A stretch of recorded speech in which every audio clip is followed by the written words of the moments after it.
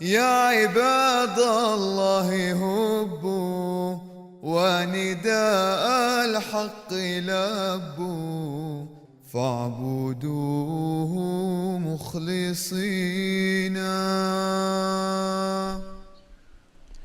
Assalamu alaikum wa rahmatullahi wa barakatuhu. May the peace and blessings of Allah be upon you. You are most welcome to yet another edition of your favorite program, Stories of Devotion. In this series, we get up close with serving missionaries and other devotees of the Ahmadiyya Muslim community here in Africa. We probe into their lives to get the stories that will definitely inspire you. I am your host, Ustad Abdul Kadr Bin Ahmad. We have as our guest today, Ustad Mumtaz Baidoo. Ustad Mumtaz Baidoo, you are most welcome to the show. Thank you. Well, Ustad Mumtaz Baidoo is currently the AIMS coordinator of Ghana. That is the Ahmadiyya Information Management System. Ustaz, who is Mumtaz Baidoo? A'udhu billahi minash shaitan rajim. Bismillahir rahmanir rahim. I'm Mumtaz Baidoo, born and raised in Takoradi to Mr. Abdul Baidoo and Madam Hawa Baidoo. Okay, so Western region. Yes, please. Yet again, Christian community. Exactly. Were your parents both Ahmadis? Alhamdulillah, my mother is a born Ahmadi. My father is a convert. Okay, your father converted. So Yeah, at what stage in your life did you finally, decide to become a missionary? I decided to become a missionary at the early age of, let's say, around 12 years. Owing to the fact that my father had wanted to become a missionary himself. Fortunately or unfortunately, he was a born Catholic. So on his part, his dream couldn't be able to materialize. So all along, he had been praying that one of his sons should become a missionary, especially the third born, who is called Masrul. Unfortunately, the third born died. As Allah says in the Holy Quran, you make your plan, Allah also make his plan, and Allah is the best of all the planners. So along the way, then it just dawned upon me that I wanted to become a missionary at the early age after my JHS. Was it your decision, or you just had to fulfill the wish of the father to make one of his children a missionary? Not really. As a missionary, the devotion must come from you yourself, but it must be ignited by your father, your parent, because it's good that with your parents' prayers, everything of yours will become successful. Okay. So which year did you finally get your enrollment into the Ahmadiyya Muslim Missionary Training College? I was enrolled in Ahmadiyya Muslim Missionary Training College in 2000. In the year 2000. Okay, so that is 2003. You completed. Exactly. What was your first posting? My first station was Dakuman Circuit. In Greater Accra, the capital of Ghana? Yes, please. Was that your first time coming to the capital? Yes, I should say. So life was different, Quietly, totally different. So what was the main challenge? As a missionary, actually. Even though lucky for me, I would say lucky for me, because as the circuit was part of the national headquarters, I was surrounded by experienced members. So there was not much challenge in the circuit. Where I had a little bit challenge was, as it was my first station, as I had not married at that time, it was quite challenging whilst sharing a marriage seminar or sometimes a marriage problem. Sometimes your judgments will not all that be in a step of right direction, because experience, they say, is the best teacher, and he who knows it feels it better. So naturally, as you have not married, it's quite challenging being talking about marital Okay. issues. Whenever there was a marriage issue, and as a missionary, you had to you had to be on top Exactly. of yes, Of the to make all those tough decisions. Exactly. You know, they always saw you as an inexperienced person because Exactly. you were not married yourself. Exactly. Okay, that was one of your main challenges. So from the Akuman circuit, who are you posted to? From the Akuman circuit, my second point of call was Abosokan circuit. Okay. There I spent almost 2 years there. 2 years. And over there as a missionary, organizing Tarbiyat classes is part of our job. Yes. Which I did organize a Tarbiyat classes. And for that one, I would say it's a school, because every Sunday, during the weekends, the students have to wear a uniform.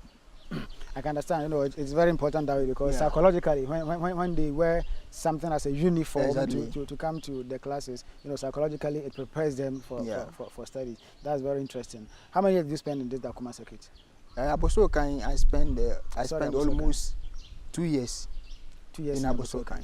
Okay, so 8 years in Dakuman, Yeah. and then 2 years in Abosokan, Yeah. 10 years. Now you were at that particular time a senior missionary, so to speak, very experienced then. Yeah, You had married then, Yeah. so your contribution did matter to the people Inshallah, at that time. no. Probably that contributed to your successes.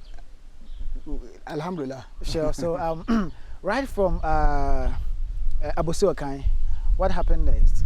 Right from Abosokan, Alhamdulillah, I had a chance to serve outside the country. That's South Pacific in Solomon Islands. Okay. To be precise. Okay. You had to go. Yeah, overseas. I had to go to the islands. So I had a chance to serve in the Solomon Islands in South Pacific. The first day that you heard this news, what was the first reaction? It was quite shocking. And as a missionary, in every endeavor that you are about to take, you have to put into prayer. So I offered istihara. Whilst I was not even in my circuit, I was on a Tarbiyat tour. In the course of a dream, it happened that I was told by a missionary who is now serving in UK, Movi Gafar, in a dream that where you are going, you are out of the world. And really that frightened me. And when I went there, surely. really, I was really out of the world. Whatever that I saw there really it's mind-blowing. Because in Solomon Islands, it really brings a verse in mind in Surah Al-Rum, Okay. where it says that وَمِنْ آيَاتِهِ خَلْقُ السَّمَاوَاتِ وَالْأَرْضِ وَاخْتِلَافُ أَلْسِنَتِكُمْ وَأَلْوَانِكُمْ. That among his signs is that he created the heavens and the earth. وَاخْتِلَافُ أَلْسِنَتِكُمْ وَأَلْوَانِكُمْ. That in the diversity of your tongue and your color. Inna fi zalika la'ayat lil-qawmi lil-alamin. And in this sign are sign for people who possesses knowledge. Yes. It's in Solomon Island that you will see all these signs reflecting, Coming to pass in the sense that you see all set of human beings in one country. I mostly say Solomon Islands summarizes the world. Okay. In the sense that you see people with different colors, Okay. with different languages. It looks so beautiful. As a imam, when I look at my congregation, I become happy, because in the midst of them, you see people very. When I say dark, it's understatement. Okay. I would say black. Black people actually. Especially those from Western Province, Okay. Shortland, Bougainville. Those people, they are black. You don't say dark. When you look at those people from Ramble, fair colored. Okay. When you look at people from Malaita, chocolate color. So here is a world that really makes me Country think. that you get all forms of different races and Yeah. Okay. So your life as a missionary there, what was your most challenging moment? In my most challenging moment, Because you were sent there to preach the message of Islam Ahmadiyya. That was your sole purpose for which you were sent there. You didn't encounter any opposition. You didn't encounter any challenges, in doing your duty. Yeah, as for challenging, it's part of the missionary work. it makes the missionary work enjoying, in the sense that it comes in the Holy Quran that وَلَبْلُوَنَّكُمْ بِشَيْءٍ مِنَ الْخَوْفِ وَالْجُوعِ وَنَقْصٍ مِنَ الْأَمْوَالِ وَالْأَنفُسِ وَالثَّمَرَاتِ وَبَشِّرِ الصَّابِرِينَ. That certainly I will try you with something of fear or hunger, loss of life. So challenging as a missionary is part of our work. So in this country, were there other Islamic sects? Yeah, there were other Sunnis, but surprising enough, Ahmadiyya was the only sect previously that was established in Solomon Islands. Okay. But as time goes by, because there was no missionary, the Sunnis from Australia, because Solomon Islands is not far from Australia. Okay. So the Sunnis from Australia came and just converted the Ahmadis to Sunnis. Okay. So in actual fact, there were Sunnis in Solomon Islands. And Solomon Island as a country, they were predominantly Christians. Okay. Therefore, like in the course of your duty, there was not there wasn't anything like an impediment, like preventing you from doing your work. You had it so smoothly. No, so when it happened that missionaries, when it happened that missionaries from Ahmadiyya sect, when we realized that our members had been converted to Sunnis, the Sunni Muslim, then we have to come in with missionaries. So before me, there were some missionaries who were before me. They did all what they could to win the soul back. Some remained in Sunnis, and some came back to Ahmadiyya. So those who remained as Sunnis became opposition to Ahmadiyya. Okay. So then they were, what was their main reason? Because naturally, as the Sunnis from Australia, when they came, they pluralized them. They changed their mind and said something ill about Ahmadiyya. What I really want to know is, Ahmadiyya, you are Muslims. Now Sunnis have come there. They are also Muslims. Meanwhile, the country is predominantly Christians. So I'm expecting a situation where two Muslim sects will come together to win souls for Islam. And so if these Sunnis are actually against Ahmadiyya, then what reason? Why are they now turning the people against Ahmadiyya? What is the message that they are giving to the people? The fundamental message that they gave to the members was that how possible will it be that a prophet can come after Holy Prophet Islam, as Holy Prophet Islam has been declared that he is a Khatam an-Nabiyyin.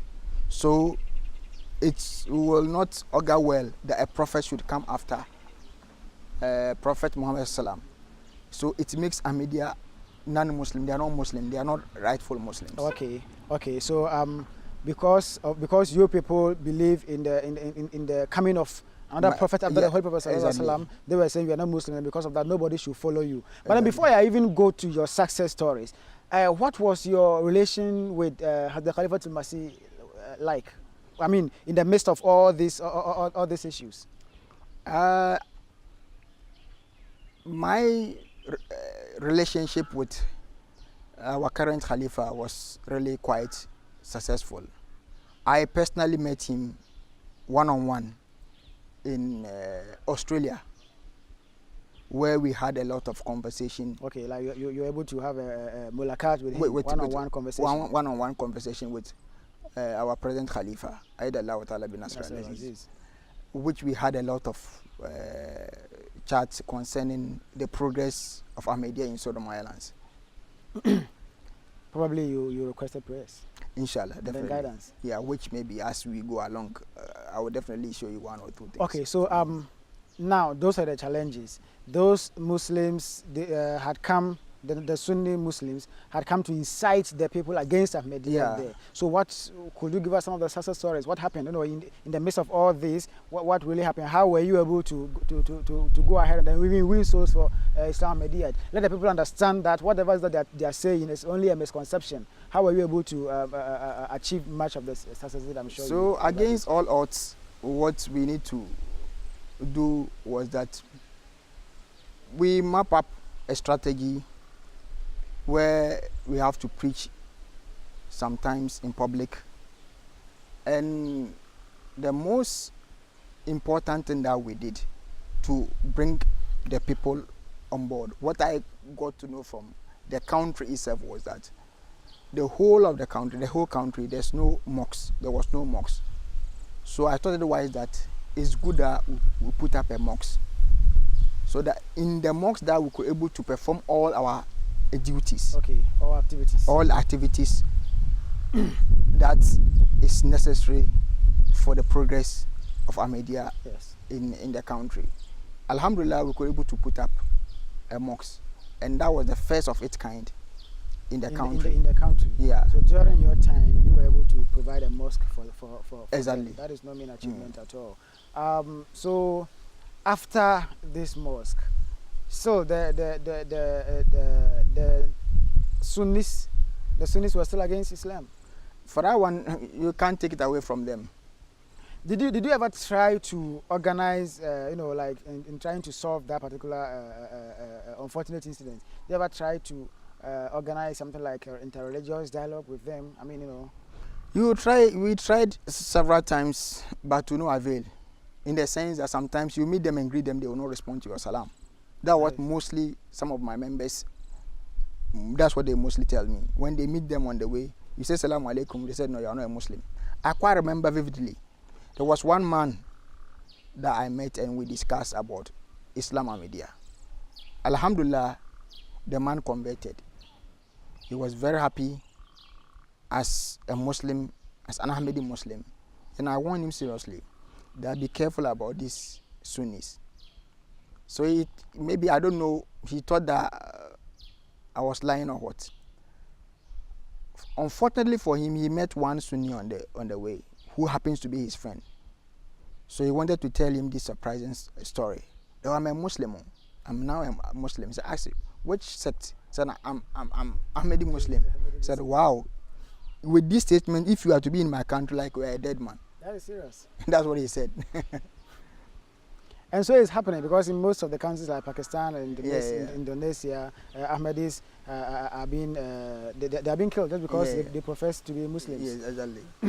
Okay, so this was the situation between the Ahmadis and then the non-Ahmadi Sunni Muslims. Yeah. What about your relationship with the Christian communities? The Christians, it was normal. Even I had a chance I was invited to SDA program which I attended, and it was quite successful. We had I had the chance to talk about Islam Ahmadiyya, because the perception mostly in the islands is that Muslims are terrorists. Okay. Muslims, be careful when you are dealing with a Muslim. So sometimes, even walking in town, they can easily notify me. They can easily make me out that I'm an African. Okay. Sometimes they will ask you a question: what brought you here?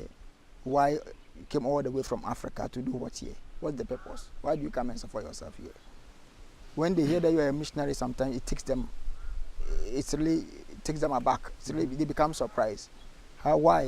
Why do you worry yourself? Because sometimes they ask you whether if our religion will survive in the islands. Over there. Yeah. Because they are witnessing the great opposition. Yeah. But now, that was the problem there. The people, the natives of the country actually, they saw Islam to be a terrorist organization. Exactly. While you were so busy trying to take out this misconception from their minds to portray the beautiful side of Islam to them. That's the real face of Islam to them. Yeah. Now you were being opposed by the non-Ahmadis. Yeah.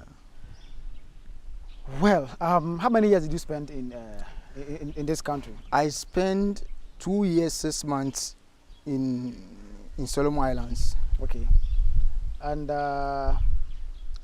you happened also to be in UK to have Mulakat with the Khalifa to Masih. Yeah, very alhamdulillah. interesting. So which year did you finally decide to live there? Where Solomon or In Solomons. What I really mean is, was it that your time was over, so you were called back to Ghana? What really happened? Yeah. What happened in Solomon Islands was that I was forced to leave the country. Was it Not by my own Okay, so your time wasn't up. No, my But time there were was up. circumstances that prompted your having left the country. You Yeah. had to leave. Exactly. Was it from the government or from the non-Ahmadis? It's only God who knows, in Okay. the sense that I would say it's from the government, but behind the scenes, only God who knows, because He knows best. Your story should be very interesting. Tell us about it. What really happened?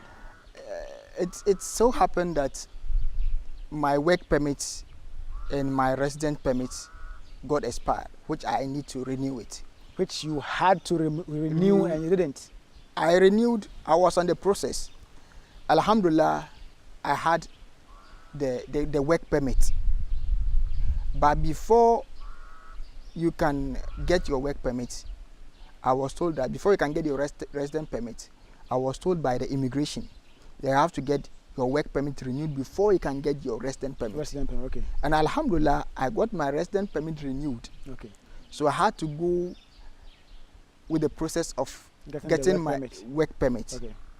The resident permit. You had gotten your work permit. So now you had to you're in the process of getting your residence permit. Okay. Okay. Only to be told that I have overstayed, and they are giving me 14 days to leave the country. Let me get you here. With a sport fine as well. The things had expired. Yeah. The authorities told you. Did they tell you it was okay? I mean, I want to get you well. I mean, which one was? Both residence permit was expired, and then your work permit had expired. You consulted them for them to renew them for you. Come again. What did they tell you? And they renewed my work permits for me. And they left the other one. And it was left with the resident permit. And they assured you it was okay because it was their doing, not your doing. No. Okay. So which means once I've able to get my work permit secured, I have to proceed with my resident permits. Okay. So I have to follow them up. So in the course of the process, only to be told that I have overstayed. They themselves came to you and Yeah. that you have overstayed. So I have overstayed, then I have to leave the country within 14 days. So with all these things, it doesn't sit well with the Jamaat. And Solomon Islands happens to be under Australia. So I have to forward everything to Australia. So Australia, I mean, you reported the incident to the Ahmadiyya mission in Australia, which you were under. Exactly. Okay. So they said now the best place to go is to go to court to make sure that how can you give somebody work permits and you can't give him the resident permits. It doesn't work that way. Once you are giving the person work permits, how can you allow the person to work but you can't give him a place to sleep? It doesn't work that way. So with this, we have to send the matter to court. So in the course of going up and down in court, the 14 days ultimatum that they gave me expired. As a result of that, a whole country, the immigration service don't have a detention center. You don't have any place there. So the only place they have is prison. So I was arrested and put behind bars. You were arrested and then kept with criminals. Yeah. When your issue was not a criminal issue in the first place. Exactly. Okay. So I was arrested and put behind bars in Solomon Islands with hardened criminals. Meanwhile, this situation didn't warrant. And it doesn't call for being in the midst of these prisoners. But what can you say is part of the missionary work? Yes. This situation that we mostly go through is not anything that is part of the work in the sense that you take it in good faith. No, why not? Knowing Because very well it is part exactly. of the Ahmadi is testing you. Yeah. So in actual fact, as human as I am, when I was arrested and put behind bars, within 2 days I was not on myself. So I had to write, why am I here? Surprisingly, I have a paper. To whom did you send that letter to? I sent a letter to a superintendent of accommodation. Okay. Because the accommodation there was not all that. It was nothing to write home about. Okay. So I inquired from him, why am I here? And this is the letter. Okay. That he gave me, the answer to the letter or my request that I gave him. Surprisingly, this is the response that I was given. Okay. Said to detainee Mumtaz Baidoo from. And the viewers shouldn't worry. The producers will put the content of the letter on the screen very soon. So go ahead, please. To detainee Mumtaz Baidoo from Accommodation Superintendent. Yes, for sure. I have received your request form, which stated that you are not agree with the regime applied to you. As a detainee person in this country, we did not have any detention center. So the only place we have usually accommodate detainees is jail. In this country, we also have no regime for detainees. We only have regimes for prisoners. So that is the only regime that we apply for whosoever is placed in this center. Since now and then, all detainees that place in this center, we only apply the same regime that is applied for prisoners. Nothing changes. So what happened is the system will apply to you also. That's interesting. So with this, then I have to really. There's nothing for you to do again. There's nothing for me to do again. When I look left and right, the people who are surrounded me are prisoners. But then, all this while you were in prison, the court proceedings were still going on because the 14 days had to elapse because you were filing the case in court. Exactly. So whilst you were in prison, the court procedure was still in progress. Exactly. Okay, go ahead. Okay. So mostly, what happened? I mostly attend to the court issue. When I go, sometimes my lawyer don't come, so they have to defer it or adjourn the case to another 14 days. Was it a lawyer appointed for you by the state, or was it the mission that organized that gave you that lawyer? We tried organizing a lawyer, which I myself did personally, but along the way, lawyers, he failed to attend. Okay. Which I have to present myself. Okay, so the state eventually had to. Yeah. So once it happened, I went to court. Because my lawyer did not come, they have to attend the case. Okay, so now you have been detained. Through no fault of yours, you have been detained because the country was supposed to give you certain things. They didn't give you, and now you have been detained for it. You have requested for the way you are treated. You are requested for some change in the way you are treated. But clearly from the letter, you are being denied. How did you finally get out? But before that, I would like to describe what happened in the prison. Okay. Because in 1 minute, because they have much time. So in 1 minute, then you go to your exit. Because here is a case. As a missionary, you find yourself in the midst of these criminals. But surprising enough, how these prisoners handled me, I was so marvelous in the sense that they treated me with maximum respect. They knew you were a missionary. They knew that I was a missionary. And they recognized you as such. They recognized me as such. I was a missionary. And if I had not been there, things would have been very bad for some people. Okay. Some of them nearly committed suicide. It's because of my presence there. It saved them. Then I got to know that somehow maybe it was a call. I have to attend to them. Your imprisonment was a because I see to it that as a missionary, every prophet comes for the bad people, not for the good people. Exactly. To change, to reform them. So my purpose there was to reform. Maybe that reason why God thought it wise that I have to go there. Out of which I also have a letter on that aspect also. Because when I was to leave the prison, the way and manner the prisoners were sad, it really blows my mind, which I need to talk to them. When I was leaving the place, the prison, they were crying, I was also crying. And I spent there 1 month, 2 weeks, I was with them. And it's only God who knows what went there. It's only God who knows what went there. Which I'm sure if you had much time, you would have told us a lot about what really happened. But alhamdulillah, this is a man, you were in prison with them, and then you saw your imprisonment to be the way Allah Almighty is preparing you to actually save certain people. You actually helped the inmates, alhamdulillah, thank you so very much. But you eventually got out. Yeah, I eventually got out through the immigration.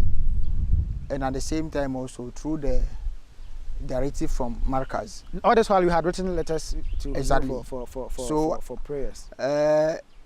Australia, Jamaat, as we are under them, they brought a representative from Australia to come for my release. Okay, and alhamdulillah, he was able to do his job, a Exactly. job well done, and then you were able to get out. So like you came back to Ghana which year? I came back last year. Last year, that is 2015. And then where are you working now? I'm now currently working at the AIMS office as AIMS coordinator. As the AIMS coordinator of Ghana. In all this, have you regretted being a missionary? No, I had never regretted being a missionary because it has rather strengthened me. Because as says in the Holy Quran, am hasibtum an tadkhulul jannah walamma ya'tikum mathalul ladhina khalaw.